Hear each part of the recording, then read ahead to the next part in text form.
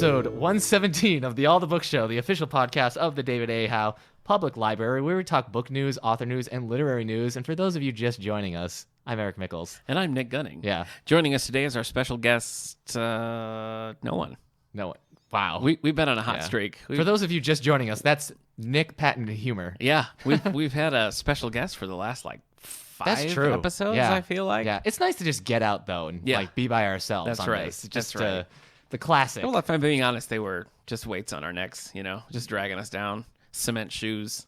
We do need to ask a few of them to come back. Well, we'd love to have them. They were a real boon to the old All the Books podcast and radio show. Hello, Angelica listeners. Do you know one time I was playing a video game where I had a ghost character on my team, and I named him Boone I get it. because he was helpful, but he was a ghost. Yeah, I that's like perfect. that. That's perfect. I love it. So, well, we don't have a guest today. No. But we're going to talk about some dream guests. We're going to talk about authors that we like, authors that we'd like to hang out with. yeah. Are you picking people that you would want to hang out with? Like go see a movie, go to a coffee shop with? No, if you go see a movie, what's the point? I could go to see a movie by myself and you have could the talk same amount about of the movie conversation. afterwards. Oh, yeah, that'd be nice. Okay. All right. But no, I wouldn't want to talk about the movie. I'd want to talk about their work. All right. So we're going to pick some folks we want to have in the hot But, seat a little later on. Some people, they don't want to talk about their work. That's true. And that's frustrating. A little bit. I want to meet an author and be able to say, this is how your work has affected me without them saying, yeah, but I don't want to talk about my work right now. Right. What's a good restaurant you've been to? It's like, no. Yeah. Tell me about you. Yeah. Accept the celebrity of your situation and just deal with it right now. Exactly. That's why we're at this Italian restaurant and you're paying. Wow. Yeah, they have to pay. It's a they're very loaded. expensive. Yes, They're they are. loaded. Yeah. Unless unless an author you want to them. meet is like a struggling author and you're their one fan. a local or something. Yeah. So. Yeah, well, we'll see. Okay. Surprises in Hey, store you read for who we pick. You read my book. I did. That I wrote. Yeah. So technically, Yeah. every time we go out to lunch, you're That's going true. out to lunch with your favorite author. You read the children's plays that I wrote. So I sure did, yeah. When you look at Yeah, that. my favorite playwright. Yep. Shout out to my plucky pipsqueaks. All right. So we're going to get into that later. Right now, anything exciting you want to cover over the weekend? See any movies? Take in any shows? Night on the Town? Nothing? No. No, me neither. Okay. Sorry. Yeah. Uneventful. Yeah. What have you been reading? What have I been reading? This is our bookmark segment, folks. Yes. Where we tell For those of you just joining us. where our bookmarks are. Hey, according to my bookshelves, I have read 1,000. Oh, hold on. Oh, boy. 1,993 books are on my read. In your whole life? Yeah. But that doesn't count things I've forgotten and never added to Goodreads. Oh, sure. See, mine is skewed because I always put my son's children's books in there so I can remember what I don't want to talk about it hadn't read. It's very helpful, actually. I don't know if you've noticed this, but I went from having not finished any books to just finishing a book a week now. Yeah. I've gone back. This portion of the show brought to you by the Goodreads reading challenge that Eric is falling behind on. That's true. That's exactly what it was. Seriously, I was like, oh, I haven't read anything. And then I realized I was going to not succeed in my Goodreads challenge for the first time since I've been doing it in 2011. Yeah. So, so Gwendy's Button Box, Carrie, Book of Joe, and now Console Wars by Blake J. Harris. This is brand new addition to our collection Not- of nonfiction section. Not on my list of the must-meet authors, but we should think about getting him sometime. That is a thick book. It is a thick book. So this is Console Wars. It's Sega, Nintendo, and the battle that defined a generation. And that's true for me and Nick. Yeah. It's true. Team Sega Genesis all the way. Yeah, Super Nintendo over here. Whatever. Well, it's how we are. Yeah. It's funny because last week you're like, oh, Sega won that hands down. And I had said no because Super Nintendo sold more. Yeah. But in a lot of ways, you're right Yeah. that Sega won in big ways. So before Sega got on the scene, Nintendo owned 90% of the video game market. Heck yeah. And so the fact that Sega sold only 4 million less than the Super Nintendo is crazy because they just went they just went to war with these guys. I remember this so well because I'm very old. Yeah. But I had an NES, Yeah. and I had tons of games for it. And I was saving up for a Sega Genesis. Yeah. I remember that box. Yeah. I remember everything so clearly. And I remember my grandpa being like, now, are you sure you wouldn't want to just take this money and buy some new games for your Nintendo? And I was like, no way. Yeah. I want a Sega Genesis. Yeah. And then, of course, Sega never did anything good ever again. No, But not after that. the Sega Genesis. They shot was where themselves it's at. in the foot on the next. But this book, it just shows all the ways they do shoot Yeah. themselves in the foot, but all the ways they tear them apart and They everything. kept doing such stupid things, like the 32X. What the heck is that? Yeah, that was afterwards. Sega CD. The guy who helped Stop. make the Genesis super popular. 'Cause Sega Saturn. The Genesis was out at first before Yeah. the Super Nintendo. Yeah. But the guy who kept it going and then And made it. remember, the Sega had better graphics too. Yeah. Sega jumps right to 32-bit, Yeah. and SNES is not that. Yeah.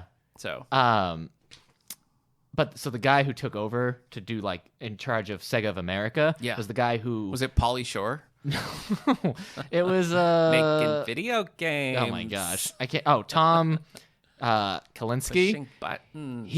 Where did the Pauly Shore thing come from? I just don't think he'd make a good corporate head. No, so Kalinske, he worked on bringing Barbie back. Okay. Like Barbie sales were failing for the first time ever like in the 80s or something. out. And he was the one who did all these like new like, I'm whatever Barbie. I'm lawyer Barbie. I'm Dr. Barbie. So like he was the person who came up with Dr. Bobby. Okay. You're on the right thing. Anyway, check this out. So I'm ready. Okay. I had to read this to you. And Console I Wars, had to get your reactions Oh on my air. goodness, my unfiltered So, reactions. do you remember the Welcome to the Next Level marketing? Echo for the Dolphin? For the Sega Genesis and everything? Yeah. Yeah, I know they talk about Echo the Dolphin in here like Good. it's the second coming. It was great. So before the Welcome to the Next Level marketing they Yeah. had with that like guy who's like screaming at like a high pace and they're showing everything. Yeah. At like a super speed like you're in a car. This is real. I had to ask the author on Twitter. I was like, is what I'm about to read to you yeah. real? And he Yeah. said yes, because these were other pitches given to Sega. So somebody came to Sega and was like, we have our own lingo that you're gonna give to your gamers, and that will make them feel like they're an exclusive club because they'll gosh. have their own language. Yeah. You ready for this? Yeah. This is VidSpeak. Okay. All right. Gearlets, the VidSpeak word for gamers. Okay. Also known as gamelets, Okay. gamies, woosies, vidiots, speaklets, bossaroos, and cluelets. Huh. Hold on. Hedgy wedgy. That means anything pertaining to Sonic the Hedgehog. Yeah.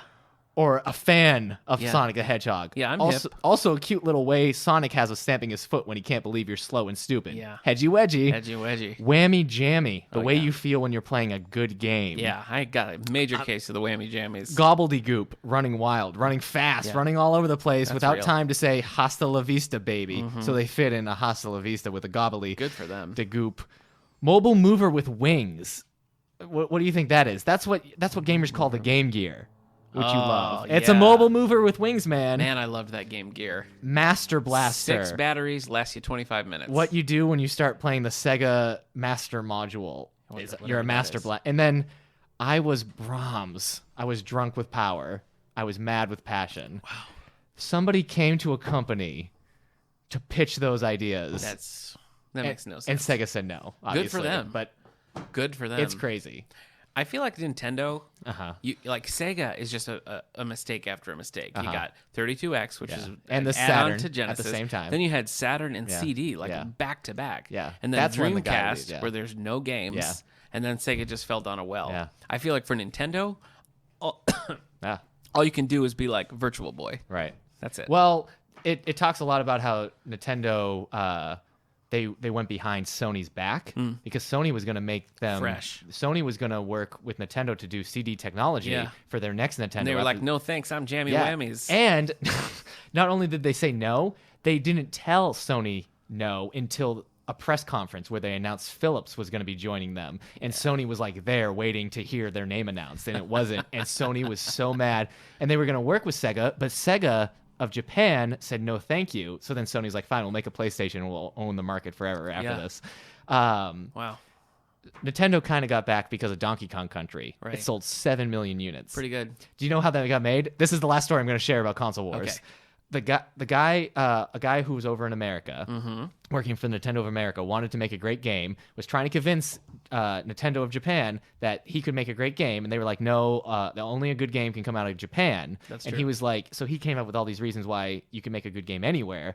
And he's like, I don't think so. He's like, sir, how many bad commercials do you make a year? And the president was like, a lot. Why? He's like, how much do those bad commercials cost? And the president's like, about $3 million. He's like, why don't you give me $3 million to make a game, and then you're saved one bad commercial? And the guy laughed and gave him $3 million to make Donkey Kong Country. Nice. Yeah.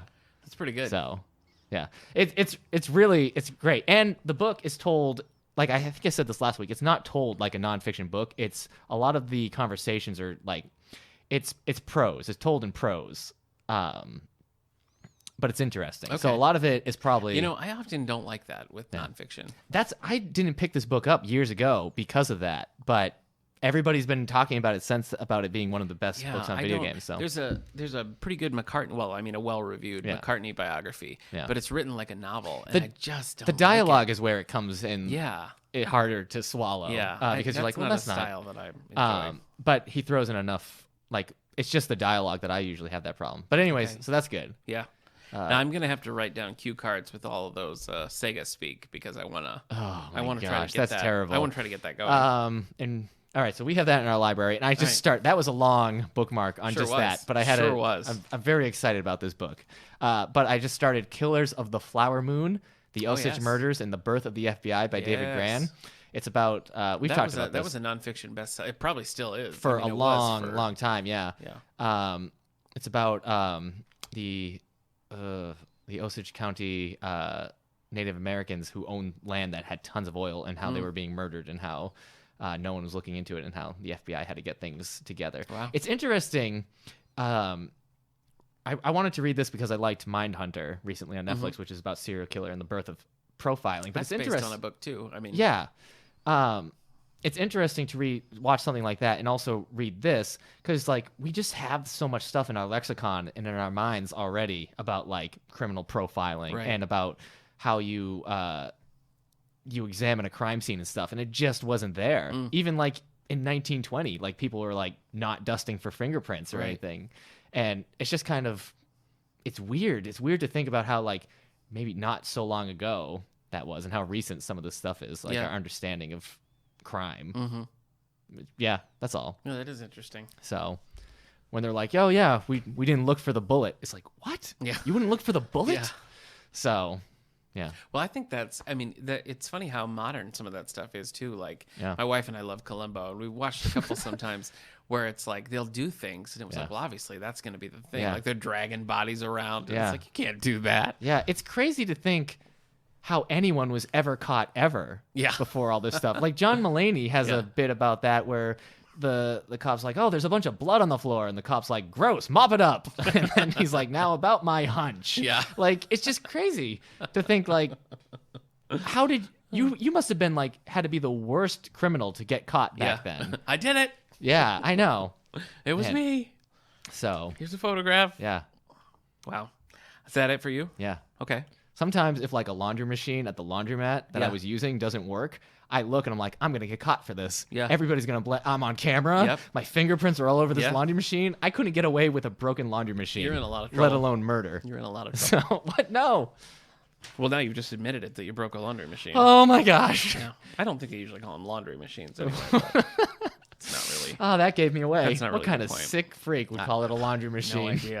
No idea. Well, I worked the election on Tuesday. Oh my gosh, yes. So Sorry I took so much time talking about console wars. No, that's I forgot okay. you were Actually, going to have this list. No, I didn't really like pound through as much as I thought I would. Oh. I read Revelation. Traitor Wins. Uh-huh. Was that a Star Trek book? Oh, okay. Decent. Traitor wins or traitor? Traitor. Oh, hey, Star Trek went into its mid-season hiatus. Wow. So you have time to catch up. Maybe it'll become good in the interim. No, I doubt it. I read The Unworthy Thor. Volume 1. Volume 1? Yes. Is that a volume? I think that's just its own thing, right? I don't know. Oh, it seemed like a miniseries, like a one and done, but maybe not. Technically, he's not Thor at the moment. Yeah, pretty good though. Okay. That was pretty good. Prepped me a little, I think, for the movie. I'd never read some of those characters, like the Collector and whoever the heck Cate Blanchett's playing. So Hela? Sure, yeah. She's in lots of stuff. Okay. Well, they were in that. Thor had short hair, didn't have a hammer. Oh, hey, So, like in the movie. So that's pretty good. That's in our new collection.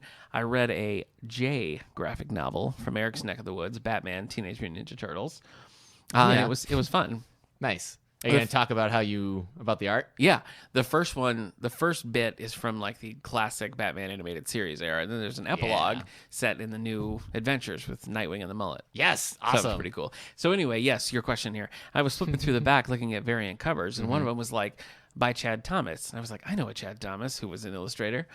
And so I looked it up, and it's definitely him. An old friend of mine from like high school theater days. We were in a couple shows together. Yeah. I went to prom with his sister. Oh. But so I just like sent him a note on Twitter and was like, I just read this. It's you. Yeah. So that was kind of cool. Yeah. I guess he's like the main illustrator for the primary Teenage Mutant Ninja Turtles series. Nice. Over there. This for was just him. a variant What a cover. gig. So he didn't do the whole books, but he does like the new adventures and both of those series that we have. So The Ninja Turtles are about to appear in Injustice 2. I know, I video saw game. that. So, Hasn't Injustice 2 been out forever?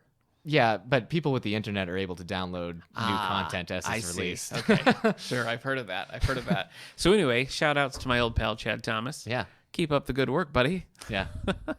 I'm currently reading Batgirl Stephanie Brown Volume 1. Okay. They're re-releasing all the Stephanie Brown stuff in like 2 big volumes. I've read that. Oh, have you? Yeah. Oh, well, I'm really liking it. Okay. This was So- before the New 52. Yeah. Then I before did read that the stuff. Golden Age. Yeah. And I'm also currently reading for Book Club Eileen. The ending might make you cry. It's a very emotional ending. Why would you? I hate when people do that. I hate when people do that. Sorry. 'Cause now I'll be like prepping for it. Maybe it won't make you It'll cry. come. I'll be like, oh, yep, there it is. There's the emotional part. Have you learned nothing? Sorry. In our time together. Jeez. Sorry, Anyway. it made me emotional and I almost cried. And I don't even know that much about Stephanie Brown as Batgirl. Yeah. Just what I read. What are you gonna do? So, Eileen by Otessa Moshfegh, and this is a pretty good book. Mm-hmm. This is about a girl who's kind of a mess. And I think the big Mm-hmm. turn I haven't gotten to yet, but I'm still enjoying it. Here's the funny thing though. You know, you'll recall Joyce Carol Oates, our close personal friend Joyce Carol Oates. Joyce Carol Oates, the musician? The author. Okay. Anyway, when she was coming, we read a lot of books in the book club By her, yes. and I put Jack of Spades on, Jack of for Spades. what we just did, and everybody was kind of like, no more Joyce Carol Oates. Right. Book club doesn't really like Joyce Carol Oates like Yeah. I do, so this book could not read more like a Joyce Carol Oates if it wanted to. Ooh. I mean, it feels like a vintage, like forgotten Joyce Carol Oates in a good way, Right. but I'm not. Maybe the book club won't pick it up. I'm not going to say it. We'll see if anybody's like, wait a minute. Okay. But it is cool. I think it was a finalist for Man Booker last year or something. But Man Booker. yeah, so it's pretty good. I'm actually really enjoying this one. I have yet to pick up Still Life, which is our Page Turner book club book. Oh, okay. So I'm doing that. Yeah. But anyway, that's it for me. Oh, and I also picked up Blackbird Singing Poems and Lyrics by Paul McCartney. So it's a yeah. mix of like classic song lyrics and You just original bought poetry. a Lee Child's book. I know. I was inspired by our podcast. Nice. And we were in Target, and there was Midnight Lion, and I was like, I haven't read Jack Reacher in a while. That's the newest one. Yep. So You I didn't- picked it up. You didn't read anything recently for the podcast? I guess you had read enough. I read the short stories. Oh, I right. read short stories recently, but right. no, it had been pretty longer sleek than cover. I thought on the last couple of years. Yeah. Like it was probably 2014 when I read a full Jack Reacher novel. I've seen the movies since then, but Yeah. Anyway, yeah, I'm planning to read Midnight Line. Alexander McCall Smith just put out a new one of the #1 Ladies Detective Agency, so I've Right. got that on my desk here. I'm going to read through that. Okay. So I've got a list. For our spotlight on Lee Child and his creation, Jack Reacher. Yeah. That's episode 116. Take a look. Yeah. With my little brother Steve. I think he talked more on that one.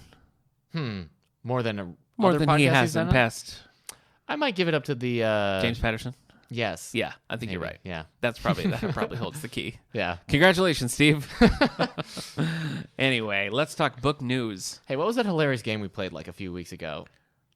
Remember that game? no. Where you had is this an author or is it I can't remember. Okay. It was a really funny bit. Wow. And it Well, just- I'm glad you brought it up without any follow through. Yeah. That's really good. Okay. Book news. And, as a reminder on book news, Goodreads Choice Awards are up. Yes. So you can be a part of it. Just Me? go to, Goodreads.com, Yeah. vote for your favorites, and then when they're announced, we're going to cover all those. But this is a good. Killers it's like of the Flower only Moon real. is on that list. Is it? I bet it Yeah. is. This is one of the few. It's like the People's Choice Awards. It is. Yes. know, It's so the it's- MTV Movie Awards Yeah. of books. So online. if you've read some of those books, I would encourage you to vote. Yeah. I'm planning to. Did you ever vote for the MTV Movie Awards? No, Even Best Kiss? no. I think I may have voted the year Spider-Man. came Spider. I out. was just gonna say Yeah. Spider-Man, Mary Jane. Yeah, Yeah. classic. I think I classic. voted for that one. All I right. think they went up against Natalie Portman and Hayden Christensen in Attack of the Gosh, Clones. really? Yeah. Hayden Christensen is not the best anything. except for maybe The Best Way to Kill a Movie. Nope, the award goes to Jake Lloyd. Congratulations, Jake. Can he have his award in prison, or how does that work? Jake Lloyd's in prison? Is he not? He's a child actor, I just assumed. Oh, geez. No, he just hates Star Wars. Oh, okay. Probably because of bits like this. Well, to be fair, I hate the Star Wars he was in, so maybe he feels the same way. Yeah, the Star Wars he was in wasn't great. No. What about Jingle All the Way? Was he in Jingle All the Way? He was the kid. Classic. Yeah. Sinbad? Okay. At his finest? What's your favorite Sinbad movie? House Guest? I gotta give it to First Kid. Okay. Oh, wow. Yeah. None of these are actually good movies, apparently. No. But, Sonny Bono's in First Kid. But that's neither here nor there. okay. I'm going to tell you about some new books coming out. So these are advance notices. Yeah. Are you ready? Yes. I'm going to tell you large print first. Did you watch the show Wayward Pines with Matt Dillon? No. Okay. Sorry, let me elaborate. No, okay. I didn't. That's based on a trilogy of novels by Blake Crouch, and we're getting them in large print now. So if you are a fan of that series and want to go back, we have the standard print ones, but now large print fans rejoice because we're going to have Rejoice. Sorry. standard print from old stalwart Danielle Steele. That was a weird way to say stalwart. Thank you. She's back, better than ever. From Better? #1 New York Times bestselling author Danielle Steele comes the gripping story of a woman who loses everything: her husband, her home, her sense of self and safety, and her freedom. Oh, no. Yeah, but She's in prison. Listen, she's determined to forge a new life that she Okay. can be proud of. So Right. if you're a fan of Danielle Steele and you just finished her previous book 15 minutes ago, Yes. good news. Good news. She also just finished that Yeah. book and has since finished a new one. Yeah. So, rinse and repeat, Okay. Danielle Steele. The God Gene by F. Paul Wilson. Mm-hmm. The Ice Sequence, #2. Are you familiar with F. Paul Wilson? With God genes, No. I look great in them. No. This is about a prominent zoologist, so I thought maybe you'd be aware. No, but he's a sci-fi writer. Right. I haven't picked up anything by his. Didn't he write? No, he didn't. That's a Klein. Never mind. Okay. Well, Panacea was the last one, and that one did pretty well. Okay. And this is a sequel to Panacea. Right. So, The thing about God genes is they make it look like I have more of a butt than I've got, oh boy, and that's That- but in a good way. that would be a feat. yeah. Rick Hayden and Laura Fanning of Panacea return in this next thriller Divine by intervention. F. Paul Wilson and come across another impossible medical scenario: the gene that makes us human, or does it? Right. So if you want to find out if it does or does not, you can read The God Gene. Yeah. Coming your way in, what do I want to say? January. Yeah. January 2018. So don't think you're going to get this for someone for Christmas, because you're not. Okay. Because it's coming out in January. Right. So strike it off the old Christmas list. I've given books for Christmas Yeah. to varied results. Yeah. And the results have not made me want to give more books Yeah. during Christmas. I understand. It seems like they're the worst things to give people on Christmas, which is frustrating. I always want books. Yeah. I've given them out, and I've given varied amount of, different types of books to similar people, and just like great. And then years later, they still haven't read it. Well, I think I've read all the books you've given me. Disclosure. Yeah. Not disclosure. You're right about that. But to be fair, that was I'm throwing this away. Do you want it? That was not That's a Michael gift. Crichton, I know. who I can't But say that I'm going to wasn't meet. that 'cause wasn't he's like dead. a gift. I think I wrote in the cover, "This is a gift. You have to read it." You did write that. Yeah, you're right. Stuart Woods, Unbound. Boy, Wait, he just showed up on the New York Times bestsellers he's list. all over the place. He can't. He's unbound. That's true. Once you unbind a Stuart Woods. Do you remember the movie Superman Unbound? Oy. Terrible. Terrible. Yeah. Hopefully, Stone Barrington Unbound is a little better. Probably going to be more sexual, if we're being honest. Okay. These books get a A little bit more than the Superman. a little story? saucy. Yeah. Stone Barrington is pulled along for the ride when a friend pursues a perilous course of vengeance in the newest novel from #1 New York Times bestselling author Stewie Woods. Unbound. Stuart Woods Unbound. Yeah. Hey, And control that's it. yourself, Stuart Woods. No way. No, he can't be bound. Don't I'm try to bind unbound. him. He will not be bound. Okay. That's all I got. Yeah. What about you? What about me?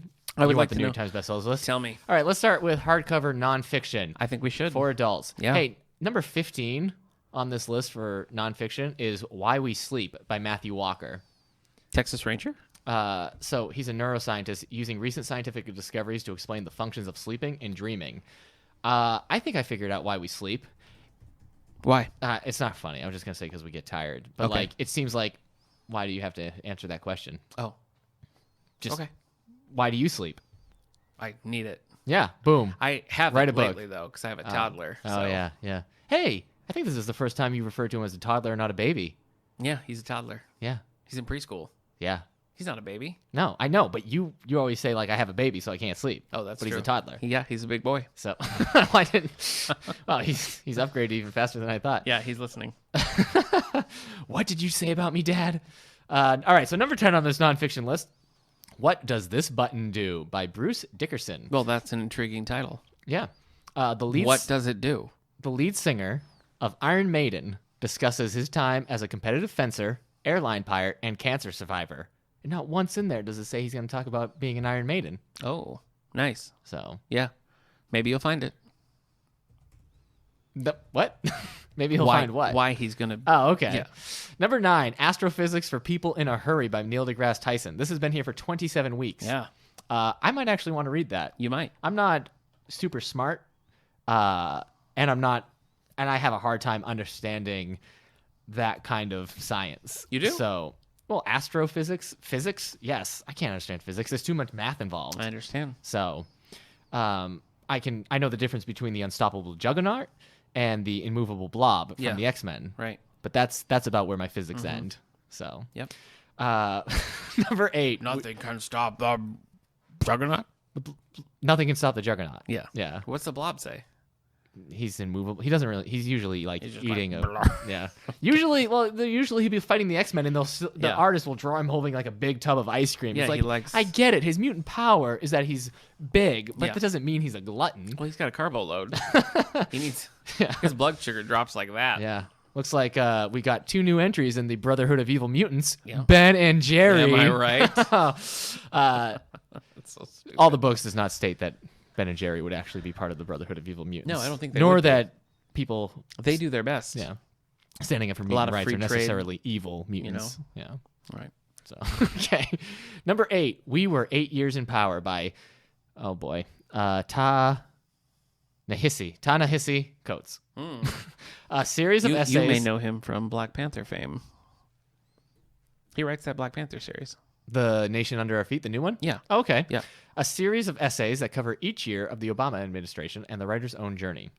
Number 8, What Happened by Hillary Rodham Clinton. You lost. Yeah. Bernie Sanders is probably in there somewhere. Pretty obvious strategic blunders. Jeez. Okay. I'm just, you know. Yeah. Nick has some words to share. Yeah. Number 7. Oh, wait. No, number 6, which has been here for 7 weeks. I didn't want her to lose. I want to make that clear. Killing England by Bill O'Reilly and Martin Dugard. I wanted her to win. England's not dead. Major events and battles during the Revolutionary War are told from several perspectives. Huh. Remember when there was a Killing Reagan? Yeah. Yeah. He made it. Yeah. He made it. Okay. I liked the movie with Tim Matheson. Killing Reagan? I mean, there are other people who have been assassinated. Right. So number 1, I'm not really sure why we're praising Yeah. Bill Where's O'Reilly. Killing Caesar? First of all, Yeah. Let me just say that I don't know why we're still like holding up Bill Riley, but second, like cover the other famous assassinations. Yeah. You know, Yeah. William McKinley, Caesar. for example, Caesar. Yeah. Yeah. So that's all. Number 5, Grant by Ron Chernow. Now this is actually becoming a musical as well. Slow to the now. table. Slow to the table? Well, last year there was a huge, like, well-received, highly didn't he- regarded Grant biography. Oh, right. But he's Ron Chernow. Yeah, he is. So, a biography of Union General of the Civil War and 2-term president. I always forget that he was a president, too. Yeah, so does he. Oh. Oh. Number 4, Sisters First by Jenna Bush Hager and Barbara Pierce Bush. The Bush twins. Yeah, how the twin daughters of former President George W. Bush grew up in the public eye. Boy, who is that for? Who's going to... I mean, obviously it's a bestseller. Somebody's buying it. It's been here for 2 weeks. I think Barbara Bush bought, like, give me half your stock. She had to buy 2 copies to get them each to sign. Yeah, for one Oh, for and then each. probably Yeah. another 2 copies to get them to sign for. Wow. You can't even come within a square mile of the George W. Bush Presidential Library without getting a copy of this book. Yeah. Number 3, 2 weeks on the list, Andrew Jackson and the Miracle of New Orleans by Brian Kamede and Don Yeager. Major General Jackson takes on the British in Louisiana. Isn't he the one who created the Trail of Tears? Sure is. People sure like talking about the things he did right. Yeah. When that's a pretty bad a one. big Yeah. thing. Yep. So my brother, he often stated that Andrew Jackson was his favorite president. Yeah. because of like the banking he did, because of how he stopped banks from becoming super in charge and everything. But I'm always like, but he also Well, the current president also idolizes Andrew Jackson, which makes perfect Number sense. 2, Bobby Kennedy. This is we're not doing the You wanted Nick to shut up. we're not doing the nonfiction list next week. All right, it's getting too heated. Sorry. We've lost multiple people to my talk about Sega versus Nintendo, Yeah. and now we've lost them for your political stances. Sorry. Number 2, Bobby Kennedy. Sorry, oh not my sorry. word! Yes. By Chris Matthews. Oh, I love Bobby Kennedy. Chris Matthews though. Who is he? Well, he's like I think was he on CNN? Like Hardball with Chris Matthews. Oh, so he's a butt. Yes, I think so. I actually tried to read the JFK biography Uh-huh. that Chris Matthews wrote, Uh-huh. and it just wasn't very good. Like Yeah. it wasn't like scholarly enough. Uh-huh. Was And, it in like, all caps? No, but he also like doesn't really have any like connection to it, so it's not like a familiar novel. It just was this weird like, why are you writing this? Yeah. You know, like I have Wikipedia. I don't need you to. Right. So I assume this one about Bobby's going to be the same way. The New York senator's journey from his formative years to his tragic run for president. Wasn't Yeah. he assassinated? Yes, he was. Okay, so Yeah. he didn't make it to president, I guess then. No, he didn't. No, he didn't. Instead, we got Richard Nixon. So Oh, great. It was a real great turn of events. Man. Kind of the turning point for America. yeah, America's I been would having say. a rough run for That the was a past rough- 50 years. That was 68 was a tough year. Yeah. Fun fact, Uh-huh. aside from assassination, Bobby Kennedy was here in this library. Oh my gosh. Yeah. Before he was assassinated, I would When assume. when he was like, he was a senator from New York. And Okay. He did a thing here down in the auditorium in the 60s. So Okay. a little bit of a local connection there. Are they going to turn that into a movie? I hope so. Bobby Kennedy visits the David A. Howe I'm Public calling Library. Emilio Estevez about a sequel. So Wasn't there just a movie with like Elijah Wood and maybe Natalie Portman? And yeah, it's not Natalie Portman. It's Lindsay Lohan. But Oh, that's right. actually a great movie. What is that called? Bobby. Yeah, by Emilio Estevez. But that's Bobby. very old. Oh, I mean, okay. it's at least 10 years. No, I remember it being more recent than that. Okay. Listen, I don't want to get into it. All right. Number 1. This is also very political, so stay calm, Nick. I'll do it. Leonardo da Vinci by Walter Isaacson. Oh, you know what? This is. I've had people asking about this book. Like, do you have that new Da Vinci biography? Yeah. A biography of the Italian Renaissance polymath, which connects his work into various disciplines. Hey, man. Mm-hmm. Bad news. Bobby came out in 2006, so it was 11 years ago. Oh my gosh. Hey, let me ask you a question on air. Okay. Do you want to come over and watch Bobby with me? It's so good. Is it good? Yeah, it's so good. Isn't it about his assassination? Well, yes and no. It's about, when Bobby Kennedy was assassinated, he's in the Ambassador Hotel. They change the routes at the last minute. He exits through the kitchen. Right. Sirhan shoots. And a lot of people get shot. Right. And so the movie is sort of about, you're seeing all the different snapshots of these different people. Right. And then they're the victims. You don't know which of the couples or the groups are going to be the victims, but it's all fictionalized. It's not really based on real people. But it was the last thing, like they were tearing down the Ambassador Hotel, and Emilio Estevez was like, "I'm a mighty duck. You have to wait." Right. So they did wait. So he was actually he's not able a mighty to. duck. He's the coach. Okay. Well, I guess he's an honorary duck. He's an honorary duck. So. Yeah. But anyway, they held off construction so that they could shoot some scenes in the Ambassador Hotel, which is gone now. So it's a great movie. If you haven't seen it, you should watch it. Okay. Whew. Number 10 on the... Okay, so we've moved over to the New York Times bestsellers list for hardcover fiction. Yeah. For adults. Okay. Young adult is the same as last week, so my computer seems to be moving very slow. Thanks for the update. No problem. Maybe that's the problem. Maybe it's updating. Number 10, In the Midst of Winter by Isabel Allende. The lives of a university professor, an undocumented worker, and a Chilean academic intersect after a car accident during the snowstorm in Brooklyn. Oh. Do you ever have any of these moments in your lives where you're like a library director, a Kmart employee, and a snowplow driver? Lives will be forever changed. Has that ever happened to you? No. Really? No, but this actually reminds me. Do you think that the Mask of Zorro would hold up to this day? The first one? Yeah. Yes. What about the second one? I've never seen it. Oh. The first one's great. First one's... Is it? Yes. Because, see, I showed my brother and sister who are visiting Entrapment with Catherine Zeta-Jones, made right around the same time. Yeah. That was like my favorite movie. I as a wonder teenager. why. But we watched it again, and I was like, this is so boring and so long No. and not good. Mask of Zorro was directed by Martin Campbell, director of GoldenEye and Casino Royale.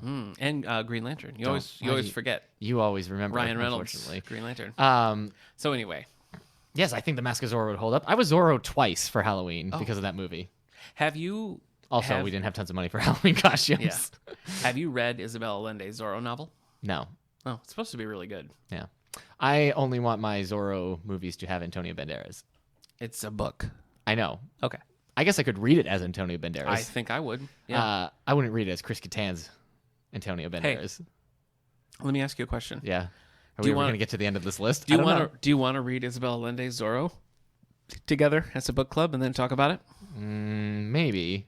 Why are we bringing up her specifically? What? You brought it up. I didn't bring up Zorro. You brought up Isabel Allende. Yeah, because of this. But like, why that book and not like a different Zorro book? Are there other Zorro books? This is very confusing. I brought it up because you're talking about Isabel Allende, and I want to read her Zorro book. Oh, you haven't read it? No. I thought you had. No. So let's read it. Okay, I'm gonna have to listen back to see how this conversation got derailed. Okay. So maybe Zorro was like, "Hey, this." I was trying to do a thing about how like rail company is coming in and going to destroy a town, and Zorro has to protect them. Yeah, if Zorro was here, we'd see a lot of Z's, not because he's swashbuckling, because he's bored by where this has gone. Number 9, Manhattan Beach by Jennifer Egan. Number 8, A Column of Fire by Ken Follett. I like how you always had an I in there. It's just Ken Follett. Ken Follett. Yep. Oh, yeah, I do add an I. I know. Number 7. Have you read Ken Follett's Zorro book? No, that's not a real thing. Is it good? That isn't a real thing. Okay. No. Have you ever watched like the Zorro serials from the past? No, but my wife loves the Duncan Rengar like Family Channel Zorro series. Oh, okay. Yeah. How does she feel about Mask of Zorro? She's probably never seen it. Look, I will always be down to watch Mask Let's of do Zorro. it. It's a great. Let's do it's it. a great movie. Zorro Spotlight. I like when Anthony Hopkins is like, "Do you even know how to use that thing?" And he's looking at the sword, and Antonio Banderas is like, "Yeah, the pointy end into the other guy." Yeah. And you're like, "Ha ha ha!" He's charming because he's a rogue. Yeah, he is a rogue. Number 6. Oh, number 6 and number 5 are tied. So number 6 is Deep Freeze. A real horse race by John Sanford. Mm-hmm. Number 5 is Uncommon Type by Tom Hanks. Oh, I get it now. Yeah. Because it's a typewriter. Yeah. Type. As I mentioned in past episodes, he's a typewriter enthusiast. Right, but I get the title. Hey, can I tell you another random Stop fact? shaking the table so Sorry. much. What's wrong with you? My brother and I watched the best of Tom Hanks' Saturday Night Live That should be pretty good. yesterday. It was pretty good. Yeah. It was mostly old stuff, but... Oh, yeah. Sibilance. You didn't have to. Yeah. Okay. Number 4, Twin Peaks: The Final Dossier. Nah. No, updated profiles on the residents of Twin Peaks are assembled by a special agent. I read somewhere that this actually brings closure to like everything. So if you're a fan of Twin Peaks, Oh. yeah, So that's a good public service announcement right there. yeah. Also, make sure all candles are out before you leave the house. That's great. Yeah. That's really good. That's important. Yep. Number 3, I'm always afraid that if I have a candle on the coffee table, my big fluffy golden retriever is going to catch on fire. Yeah. Like her tail's just going to go into it, and she's going to... She moves so slowly, you'd be fine. Yeah. You'd be able to douse Oh man, her. she was trying to get out of the side room I was hanging out in, and she had to back up. Yeah. But I had some laundry baskets in the way and a chair, and she just she backed up, and then she didn't know what else to do. it was great. Number 3, Origin by Dan. If you move this table one more time, I'm gonna walk off air. I'm very thirsty. Can I walk? Why does? I'm just getting antsy because I'm parched. Is there water in? No, I'm fine. You always have bottled water here. I don't have it now. It's not a point. Just stop it. Just go get some water and I'll vamp. No. With the rest of this list. I've heard you vamp before. Nobody needs that. Number 3, or you don't think I can be vampy? No. Okay. Well, I've always relied on the kindness of strangers. Okay, that was pretty good. Thank you. Origin by Dan Brown. Now, you haven't read this yet, Nick? No, Nick? Nick? Where'd you go, Nick? No, I haven't read it. Right, you were away. Okay. That was terrible. Number 2, Two Kinds of Truth by Michael Connolly. Now, there's the... Hey, one kind's always been good enough for me. Yeah? Well, there's a second kind now. Yeah, with nuts. Truth with nuts, you think? While he investigates the murder of 2 pharmacists, an old case comes back to haunt. Do you know who it haunts? Harry Bosch. Harry Bosch. Yeah. So, that's a gross name. He's named after the painter, Hieronymus Bosch. Oh. That's all. Okay. Well, I didn't know that. I'm uncultured. There you go. I guess I'll have to read that Leonardo da Vinci book. I think you'll have to. Number 1. Do you know what it is? Grisham? Yes, the Rooster Bar. Yes. John Grisham. 3 students in a sleazy for-profit law school hope to expose the student loan banker who runs it. No Midnight Line? No Jack Reacher? No. Well, no, not yet. He'll probably be here next week. Yeah. Interesting. So, okay. yeah. Well, that's it, man. That's what I got for the list. Well, it's pretty good. Yeah, thanks. worked really hard to make I that know. list together. Thank you so much. So where do we land? Are we gonna watch Zorro and then read the book and then talk about it? I want you to commit on Mike, so you have to do it. How long's the book? Oh, I shouldn't tell you. I'm committed to watching the Mark of Zorro. Okay. Mask of Zorro. All right. No, you said Mark of Zorro. We No, have to that's a watch them sequel. both. We have to watch them both. All right. The second one's supposed to be so bad. They have a kid. Well, spoiler alert. Well, I guess. 390 pages. You can do it. Oh my gosh, that's so much to Don't read be of a a Zorro baby. book. All right. Well, if you don't want to read Isabel Allende's Zorro, maybe she shouldn't be on your list of people that you want to meet. That's true. So let's talk. We're going to discuss right now some of the authors that we would enjoy meeting in person. Yes, in person, whether they're here or abroad. I like to imagine that I have enough time to tell them everything I want to hear. Wow. Like, I don't want to just be like in a line, get my book signed, and be gone. Okay? Yeah. I have to be able to say, listen, and they have to be able to have time to listen. Yeah. So. I just up front, I think it would be helpful for me and our listeners Uh-huh. if you could just promise that you're not going to kidnap K.A. Applegate. I'm not kidnapping anybody. Okay. I All right. just... So that's a And that's commitment. that might be a spoiler warning. That's a harsh commitment. Yes, I'm not going to kidnap an author. Though that would be pretty good material for a future book. Yeah, or a past book called Misery by Stephen King, who coincidentally is one of my choices. Okay, so Nick's starting. No, I'm not. Go ahead. Oh, are we rules? They have to be alive. Yes. So I can't meet Michael Crichton. And I can't meet Robert Parker or Jack Finney. Yeah, because they're gone. I would choose Jack Finney. I better make sure some people are still alive then. Oh boy. This just in. Oh no! H. Rider Haggard dead. Ooh. Yeah, it was like 1924. But Yeah, Hugh Jackman hasn't written a book, right? Hugh Jackman? Yeah. No, I don't think so. So I can't include him there. No, he wrote the book on charisma, though. Am I right? Is that true? That's true. Yes. All right. What's your first choice? I just. Who do you want to meet? Neil Gaiman Ah. is on my list. Okay. Fun fact. Uh-huh. I talked to his agent a few times trying to see if we could work something out. He is expensive. He's a pricey guy. I wouldn't want to talk about that. Okay. With them. Sorry. Sorry. No, you're right. He is pricey. Mm-hmm. Yeah, Neil Gaiman is on my list of authors I want to meet and talk to about their work. Okay. And myself. All right. Yeah. So, Why? thank you. That's how it works, Nick. Oh, you think I don't know? I want to, so I obviously, well, not obviously, but most people can assume safely that I got into his comic book work first before any Obviously. book stuff. So the first thing I would have ever read of his was Sandman. And that was like a right time, right place in my life for... Isn't that like incredibly dark and heavy? Oh, yeah, man. Okay. But I had some stuff going on when I was a teenager. So I think I started reading Sandman when I was like 16 or 17. Okay. And I mean, you know, I had read some. Actually, it might have come around when I was starting to read like darker non-X-Men stuff because I had read X-Men comics, I had read Spider-Man comics, but I had watched this documentary. Nick just did the Spider-Man web shooting. Yep. Thwip. Yeah. I had watched this documentary because around this time we had gotten like a Spider-Man movie and a Daredevil movie, but there still wasn't tons of superhero films out, so you could still put on a documentary on comic book history and it being like this huge big deal, like, oh, they're going to talk about this. But for me, it was like an eye-opening documentary to watch. Okay. It was the reason I went out and bought the Daredevil comics I did, why I read Dark Knight Returns, why I read Watchmen, and why I picked up Sandman, because they were just talking about this stuff, and my library had them all. And it was dark, but it was a lot of like emotional stuff in there, and there was it just kind of it made me feel like 17 was making more sense. Okay. I guess. Sandman. Yeah, Sandman by Neil Gaiman. So now, do you think, like, let's stick with Sandman for a minute.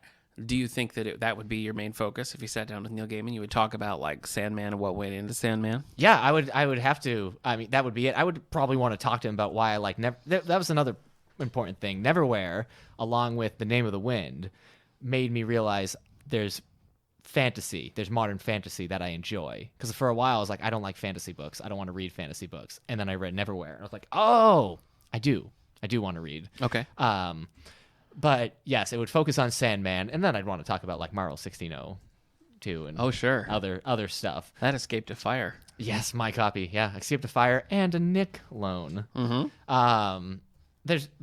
yes, the main focus would be on Sandman, which I'm sure he's sick of talking about at this point. Probably. But even just reading his new one, the what was it called? Sandman. Norse mythology? Oh no, the new Sandman book. I can't remember the title of it. Yeah. Requiem? I know what you mean.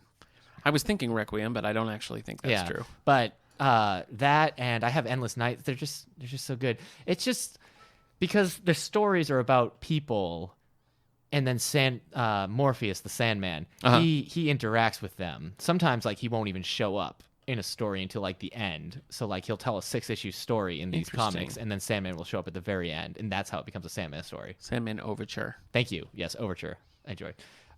So a lot of those like stories just kind of, it was at a time when I had dropped out of high school. Okay. And was making other like bad decisions, but in terms of like my view of the world was opening up in a lot of ways, and this was a big part of me realizing how much the world was out there. Interesting. And everything. Yeah.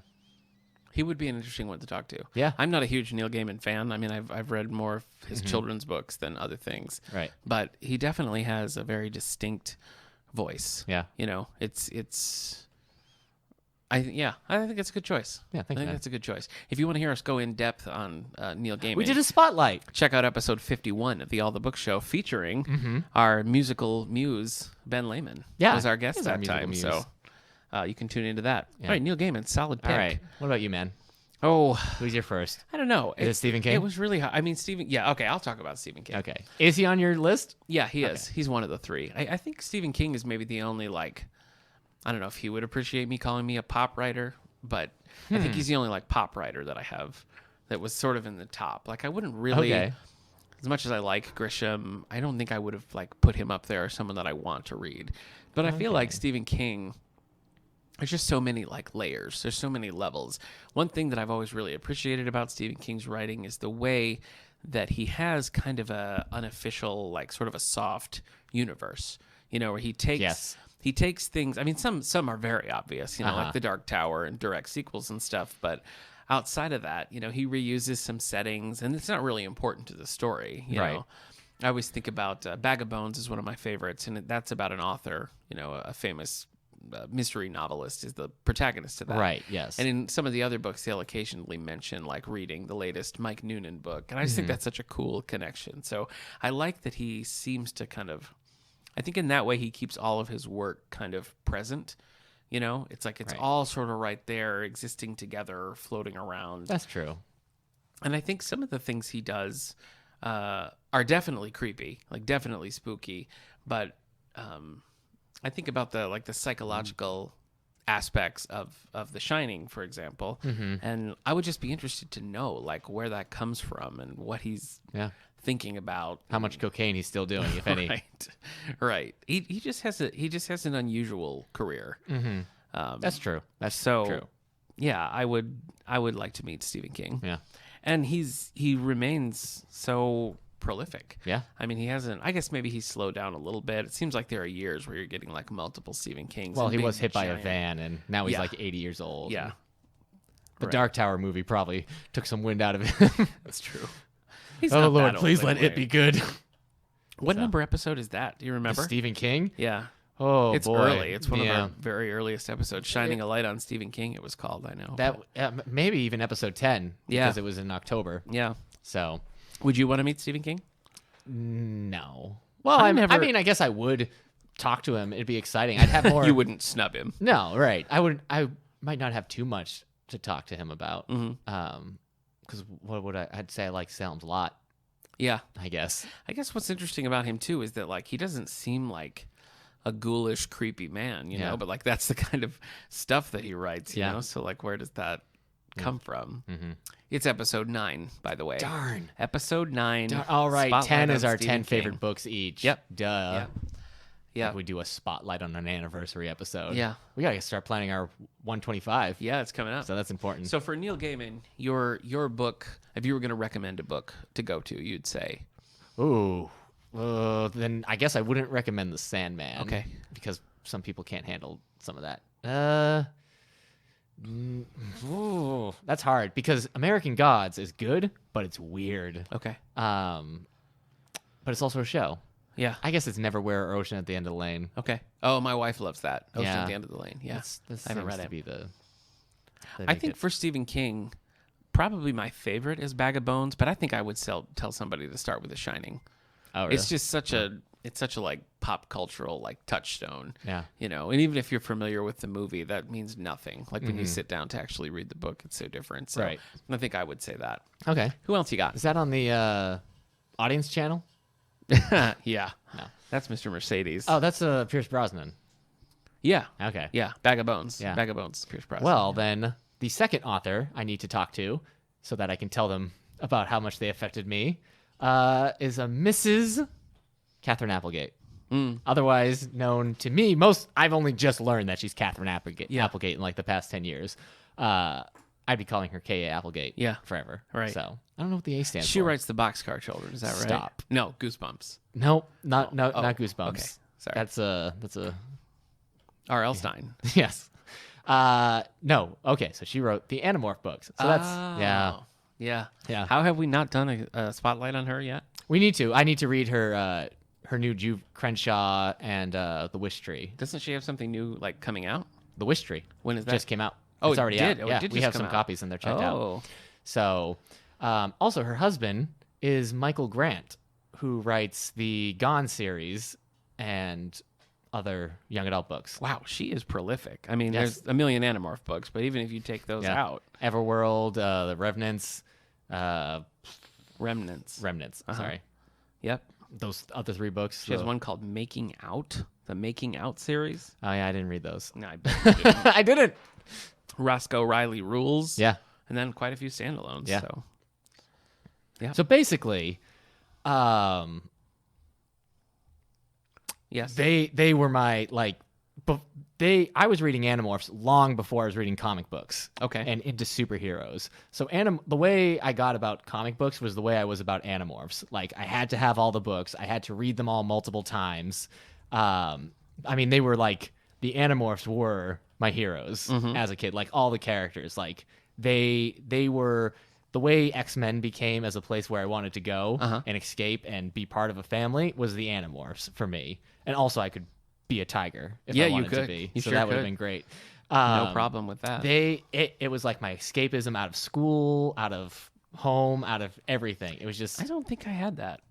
I don't I don't think I connected with like a book series in the way that you connected with the Animorphs. the Animorphs. Yeah. I mean, I had things I loved when I was that age, Well, but a lot of it's retrospect. Like I wasn't thinking like I'm doing this to escape my home and hang out with friends that I can trust. Right. Like that wasn't. But it always read a little older. I mean, it doesn't when you go back and like, oh wow, this is very simple. But as a kid, I mean, she doesn't like skimp on the violence. really, Like they're often like close to death in these battles and everything. So that was pretty. poor little Animorphs. But it also, I mean, it just deals with a lot of different stuff. I mean, it has a diverse cast. It deals with people having like they have to choose, sometimes life or death choices in war and everything. So it doesn't play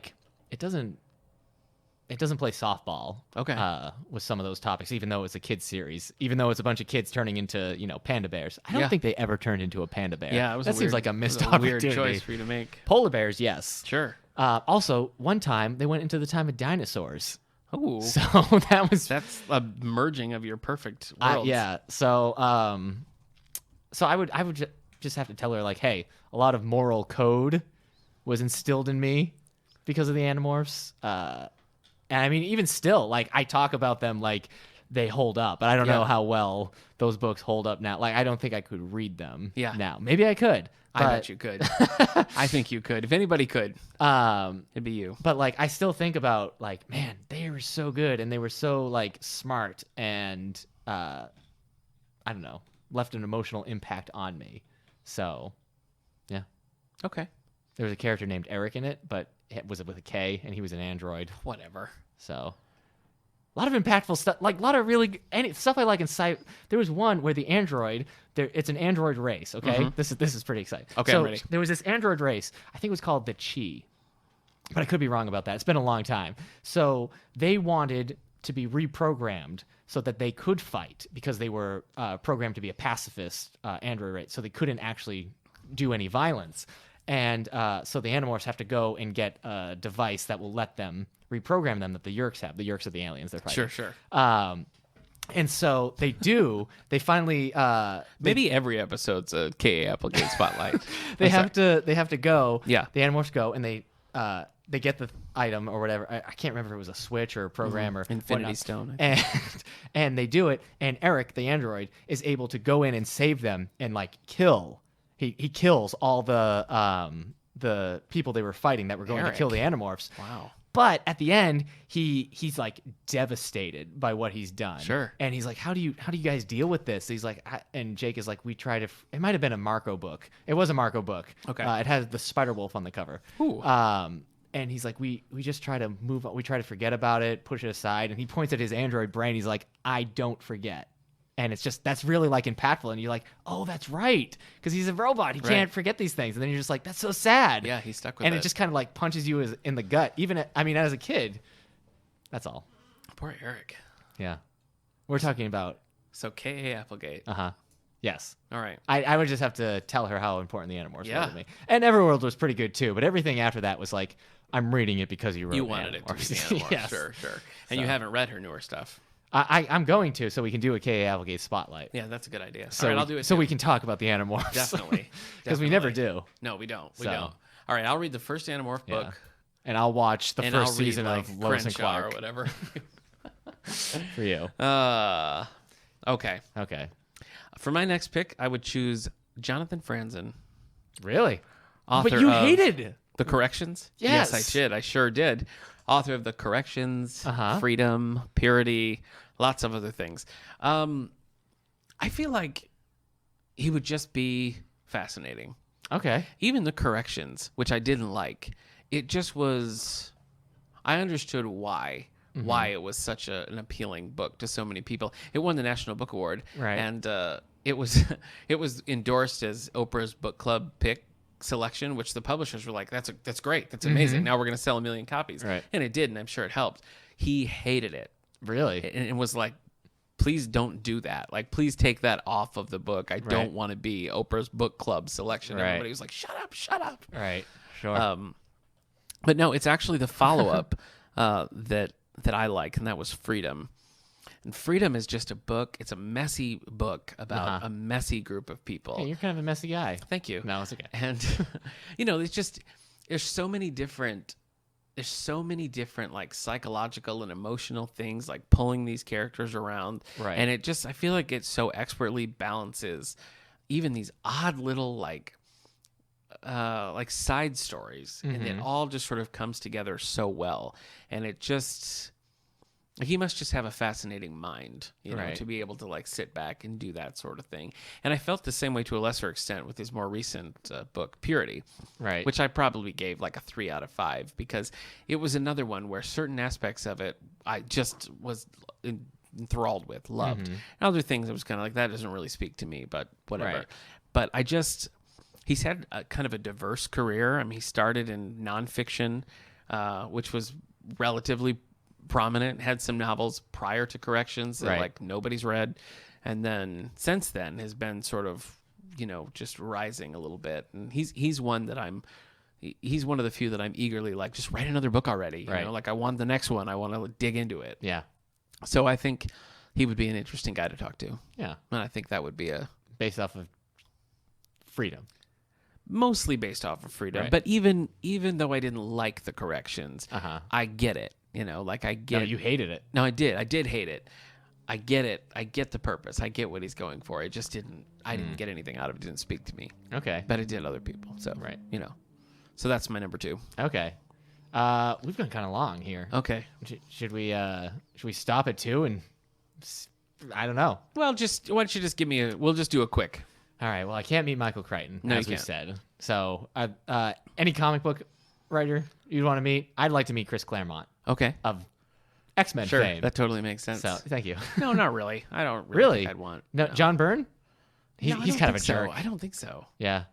It's rough because they say don't meet your heroes. And I Yeah. think there's a lot of comic book writers are like, oh, I wouldn't want to meet that person. I'd like to meet Kevin Smith. Does that count? I don't think he's written anything. Not in a while. Neil Simon, is he still alive? He is still alive. Would you want to meet Neil Simon? I don't Neil think Simon, I would. I feel like anything I want to get from Neil Simon, I've gotten by reading. Yeah. It doesn't seem like he would surprise me. Yeah. Maybe. I don't know. Yeah. So And there's an element to his writing that I don't particularly like. Yeah, and that's true. when I've directed his plays, I sort of try to direct around that. You know, Oh, like yeah. I don't embrace that certain. I don't know. There's kind of a pessimism, kind of a darkness that I Yeah. don't think really meshes as well. No, with, you're right. I think you can accomplish a lot more if you don't like give in to that. So no, I don't think I would want to meet Neil Simon. David Sedaris was my last choice. Oh, go ahead then. David Sedaris, essayist. So he does some fiction, but primarily the essays about his life and his childhood are just amazing. He does a lot of I mean, they're speaking, just engagements, too. and he reads his own audiobooks, Right. And So does Neil Gaiman. and his readings of the books. I mean, there's some that aren't available on audio or they weren't there, so I read them, and they're funny. Right. But when you listen to Sedaris read them, it's just perfect. I mean, Right. it's just like pull the car over, you're gonna like kill someone. Okay. So his a lot of his stories are set in Binghamton, real nearby. Right. It's where he grew up, you know. So yes, David Sedaris would be my final pick. Did you have a final pick? I was trying to decide because when I said Chris Claremont, it's because of the same thing. Like I was younger, and also Bill Watterson. It's like these people who affected me very much when I was like younger. Yeah. But that instilled a lot of things in me that have stayed forever. But I guess Brandon Sanderson would be cool to talk to. Either that or he'd be a total nerd. Yeah. Well, so, Dan Simmons, but I've only read the two Hyperion right, books, but I have other stuff. And I read The Terror, but I don't know. It was just, I imagine him to be a weird person, and so I'd want that confirmed. Sure. To just go up to him and be like, yes, he is very weird. Yeah. But I guess. I actually love Steve Martin's writing, Oh, yeah. but he's more Or celebrity Tom Hanks. than writer. Yeah. I haven't read Tom Hanks, but So. all right. Yeah, a lot of the authors I'd really like to pick their brain. Deadzo. Dead, yeah. People like Ray Bradbury or Dead. Dead, or Michael Crichton, Dead. or even Robert A. Heinlein, gone. You could probably talk to Sherry Crichton. Oh yeah, Give her a call. Well, he has like 5 ex-wives, so I could just go through. Wow. I still really calling him out. Yeah, it makes sense when you read Looking for love, man. when you read about his marriage, like marriages in his books. Like, oh, that makes sense. Yeah. I could see why you have 5 Yep. ex-wives Yep. there. You know what's funny about that, though? Because there's never a good parental figure in any Joyce Carol Oates books. Yeah. And then when you're talking to her, she had like a nice idyllic Yeah. childhood. So where does that come from? Yeah. I don't know. I think the problem I have with like what authors to meet is I don't have. Michael Crichton was my favorite author, and now he's gone. Yeah. And I mean, he's still, but I don't have a current. I was thinking about this when I was trying to find books to read just recently. Like, I don't have an author that I just want to read everything they put out at the moment. Like, I like Brandon Sanderson, and I'll read it, but I'm not going to go through some of his like older stuff. I want to read the rest of his Mistborn and stuff, but I wouldn't necessarily put him as like my favorite author. So I don't have like you have Stephen King. Whenever he puts a new book. But I wouldn't say that he's my favorite living author. Oh, really? And I haven't read Sleeping Beauties yet. That's true. But you do read when new stuff comes out. Yeah, I have. Yeah, You're right. So that doesn't help to have so many. It's the same thing with bands. Like, so many of my favorite bands aren't together anymore, so I can't see them. Yep. Yeah. Okay. Also agreed. I'm going to set up a date for you with Stephen King. Oh, my. And you'll put up one for me for Neil Gaiman. And no, I'll pick K.A. Applegate for you. Thank you. I didn't want to say it. Yeah. So. Yeah, no problem. No problem. Well, okay, let's close that up and talk quickly about library news. Okay. I'll tell you the big stuff that we have coming up. Here is November 16th. We have Creek Bend Band. Creek Bend Band. Local favorite. I see. They've been coming here every year for a long time now. And always a good show. They're nice guys. They're nice guys. They're fun guys and just exceptional musicians. Yeah. So you definitely want to come out for that. Next month, we have the Nutcracker. Yes. December 8, 9, and 10 are the shows. And I'm extra excited because one of my childhood best friends Mr. Bo Hutchings is going to come out here and play the Nutcracker Prince. Great. So I'm excited. I haven't seen him in several years. Are you worried people are going to be like, wait a minute, we've been friends with the wrong person from that town? Maybe. Yeah. Maybe. Yeah, he's a man about town. Is he? Yeah. Okay. And here I am. You were in plays and stuff. Yeah, I know. In Joseph the Technicolor Dreamcoat. I sure was. How many times? We met in plays. Joseph was 25 times. Okay. Bo and I met in plays. We did Fiddler on the Roof together about 80 times. Right. And then we did some just like teen youth theater together. Yeah. Oh, you mean like High School Musical? A lot of fun. No, we did Meet Me in St. Louis together and Babes in Arms. Okay. Yeah. Good times. Yeah. So I think he's going to be great. And I look forward to seeing him. Okay. Yeah. Cool. And that's it for me. We're showing Despicable Me 3. Ooh. That's December 8th.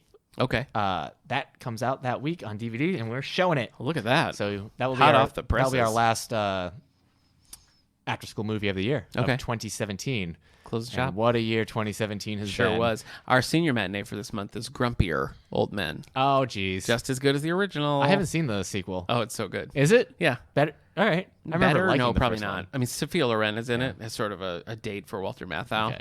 Yeah. Pretty good. She's pretty good. I don't know if this counts. This should have been in book news, but we'll bring it up here. Tomorrow, the 14th of November, Andrew Weir's new book comes out. Artemis. Yeah. Yes, So that's author pretty of The exciting. Martian, folks. Yeah. I imagine that will have to be on the New York Times. How many bestsellers list. potatoes do you think are going to be in that book? I don't think it's going to be a potato-related No book. potato books at all. No. Well, that's an interesting direction. Yeah. So, Godspeed, Andy. All right. Well, I think next week we're going to do a Lonely Hearts Book Club. We're going to pull an old friend from the stacks and see why nobody likes him. So, should be a good time. Well, that's what happens when you bring old friends from your old home to your new friends in your new town. Yeah, that's true. People are like, Bo? You mean Bo? Yeah. Nobody's going to like it? No one's going to like Bo. You know that thing Bo does with the jokes about the people? Oh, sure. Not going to land well here. No. Really? It's funny back when you're 16. Okay. At 30, forget it. Right. So Okay. Sorry, he makes Bo. a lot of redhead jokes. So Yeah, that's that's totally made up. Maybe it's not. I don't know. Well, Bo's made up, so All right. yes, it's We gotta- the redhead jokes. Are we made got to up, too. cut this. All right. All right. I will. Our apologies to Bo. Yeah, and we'll see you next week.